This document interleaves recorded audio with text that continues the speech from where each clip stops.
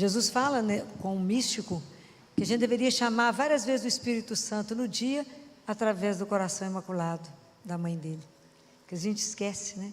Às vezes é uma situação difícil, vai tomar uma decisão, pede o Espírito Santo através do coração dela, quando nós acabamos de rezar.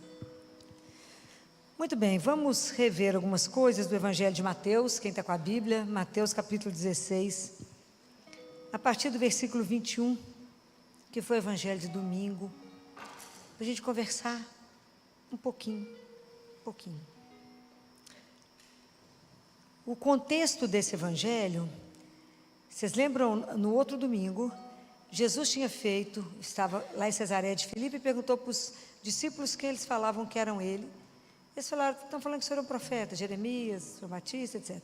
Elias. E ele perguntou, quem eu sou para vocês? E Pedro dá aquela declaração de fé maravilhosa e fala, tu és o Cristo, Filho de Deus vivo. Depois disso, eles estão lá, e Jesus então começou, o contexto era esse, Jesus começou a contar para os discípulos que ele precisava de ir a Jerusalém, ia sofrer muito por parte dos anciãos, dos chefes, dos sacerdotes, dos escribas, e que fosse morto e ia ressurgir no terceiro dia. Então Pedro pegou Jesus à parte, repreendeu e falou, Deus não permita, Senhor, isto jamais te acontecerá. Ele, porém, voltando-se para Pedro, disse, afasta-te de mim, Satanás.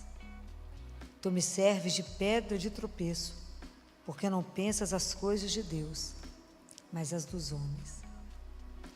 Vamos entender esse contexto aqui. Vocês lembram que na primeira leitura de domingo também era... Vocês lembram quem era? Jeremias. Jeremias que foi o profeta que mais sofreu, né? Alguém já viu a vida de Jeremias em filme? É espetacular, vale a pena assistir o filme, ver o contexto. Jeremias foi o profeta chamado por Deus para poder chegar em Jerusalém, que era a cidade santa, que tinha o templo, que tinha a arca. Eu falei com vocês que foi Jeremias que levou a arca, tirou de lá antes que a cidade fosse saqueada.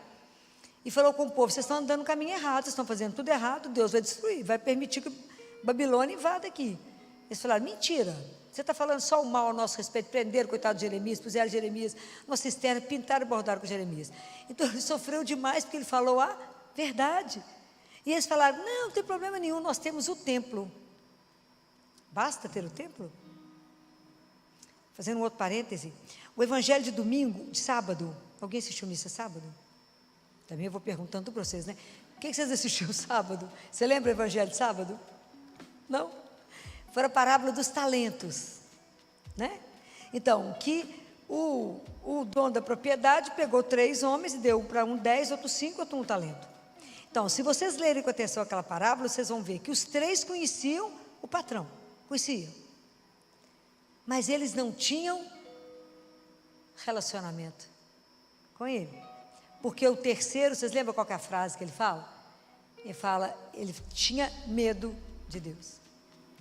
Ele falava, porque eu sei que o Senhor é justo, o Senhor tira, o Senhor é exigente, etc. Então eu enterrei o talento. Mas na verdade, isso é um chamado para nós. Então não adianta eu ter o templo, não adianta eu vir à igreja, não adianta eu assistir à missa, eu preciso de um relacionamento pessoal. Compreendem?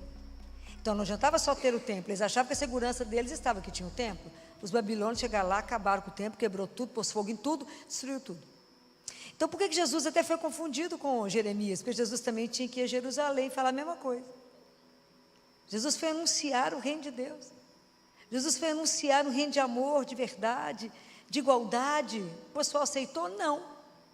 Vocês são filhos do Altíssimo, nós temos um Pai crucificado, matado. Então, por isso que Jesus é até confundido com Jeremias. O pessoal fala, não, eu estou falando que o senhor é Jeremias, ou um dos profetas, por causa do sofrimento.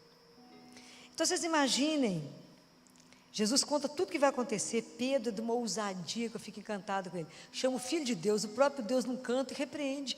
Filho de Deus. A gente não tem dimensão do que ele fez, não. Ele chamou Deus num canto e falou, que é isso? Fica contando essas coisas para os outros, não, é? Não vai acontecer nada. Nós vamos ficar aqui no barco, vendo o pôr do sol. Jesus fala o que com Pedro? Uma das frases mais duras do Evangelho.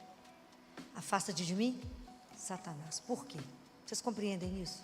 Por que Jesus foi tão duro com Pedro? Por que vocês compreendem disso? Por que Pedro, eu tenho que ajudar vocês a pensar. Vocês não podem ficar lendo a Bíblia como se isso aqui não é um livro de historinha. Essa história é a carta da nossa salvação. Por que Jesus repreendeu Pedro? Quando Pedro não quer que Jesus vá até Jerusalém, ele não quer que Jesus faça o quê? Jesus veio ao mundo para nos tirar do reino das trevas, do pecado, e levar para o reino de luz. Quando Pedro não quer que Jesus faça isso para nos salvar, ele está indo contra o plano da salvação de Deus, inclusive da ressurreição. Então ele falou, vai não, e qual o papel de Pedro era qual? Satanás, que não queria a nossa libertação. Jesus veio aqui para nos livrar do pecado, nos livrar de todo tipo de sofrimento. Compreendem aqui a dimensão do que Pedro fez? Ele falou, vai lá não salvar esse povo. Não, Senhor, a gente fica aqui, no boa com o Senhor. Não vai lá sofrer, muito menos ressuscitar. Jesus falou que ia ressuscitar. Pedro falou, não, mexe com isso não. Em outras palavras foi isso.